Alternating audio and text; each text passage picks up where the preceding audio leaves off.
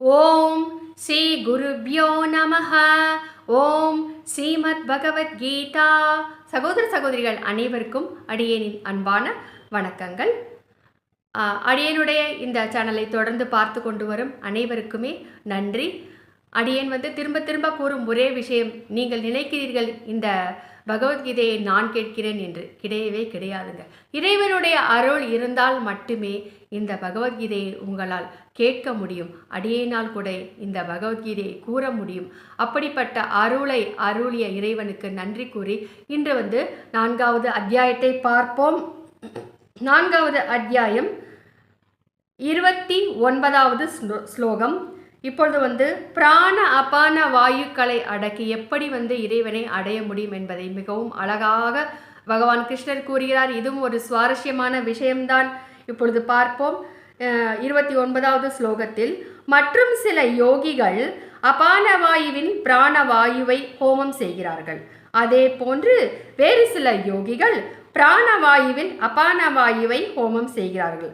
மற்றும் சிலர் முறையான உணவு உண்பவர்களாக, பிராணாயாமத்தில் ஈடுபட்டவர்களாக பிராணன் அபானன் இவற்றின் சஞ்சாரத்தை கட்டுப்படுத்தி பிராணன்களிலேயே ஹோமம் செய்கிறார்கள். இந்த சாதகர்கள் அனைவரும் யாகத்தினால் பாவங்களை அழித்தவர்கள், யஜ்ஞங்களை அறிந்தவர்கள் என்று பகவான் கிருஷ்ணர் அழகாக கூறுகிறார். பிராணாயாமம் செய்வது எவ்வளவு பெரிய பலனை கொடுக்கும், இறைவனை அடையக்கூடிய வழியை காட்டும் என்பதை இந்த ஒரு ஸ்லோகமே அழகாக கூறுகிறது. இப்பொழுது இந்த பிராணவாயு அபானவாயு என்றால் என்ன என்பதை நாம் இப்பொழுது பார்ப்போம். பிராணனின் இடம் ஹிருதயம் என்று சொல்லப்படுகின்றது. வெளிக்காற்று உள்ளே செல்வது சுவாசம். இதுதான் அபானனின் சஞ்சாரம். ஏனெனில் அபானனின் இடம் கீழே உள்ளது.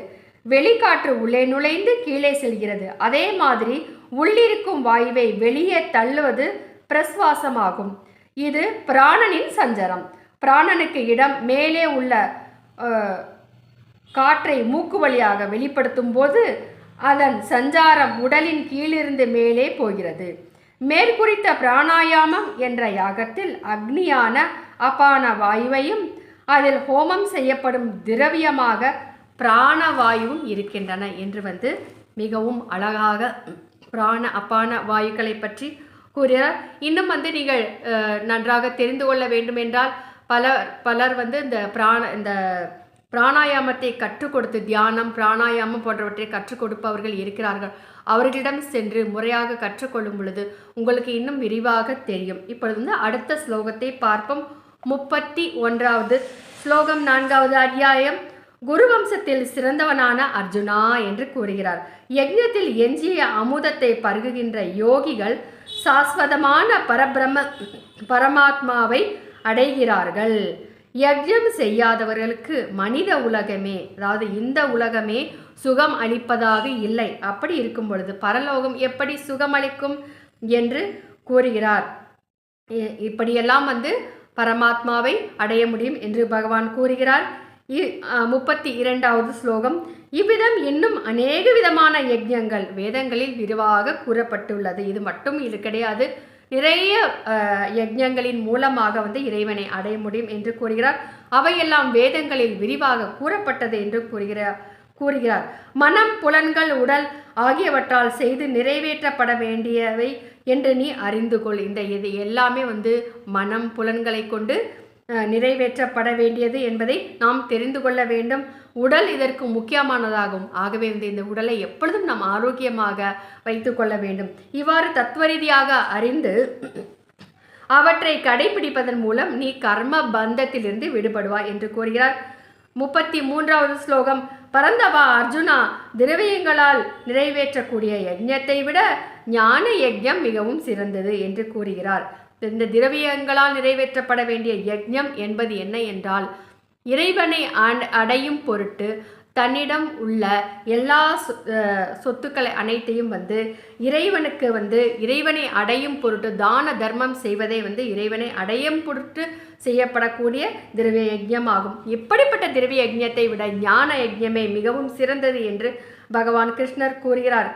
ஏனெனில் என்னென்ன கர்மங்கள் உண்டோ அந்த கர்மங்கள் அனைத்தும் ஞானத்தில் நிறைவு பெறுகின்றன.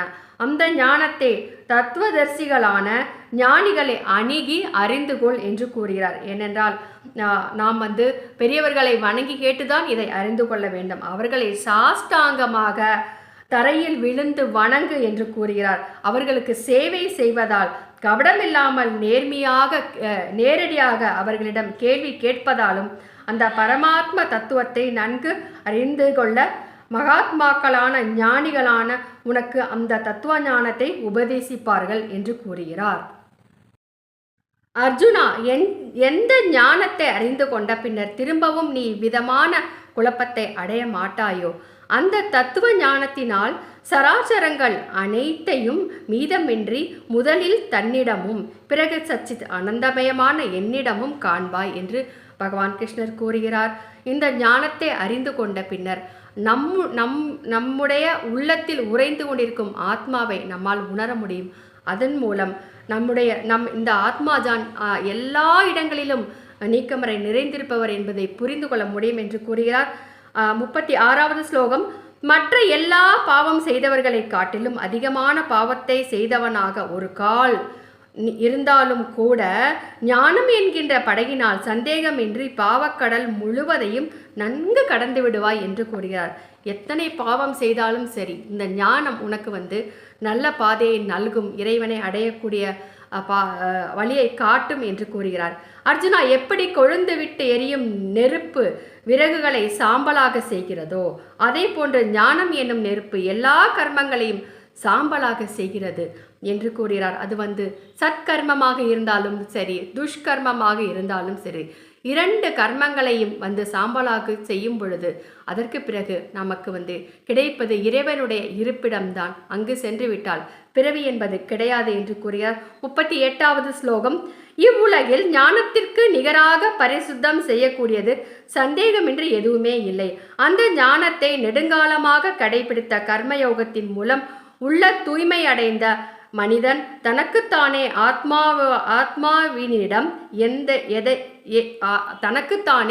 ஆத்மாவினிடம் எய்த பெறுகிறான் என்று கூறுகிறார்.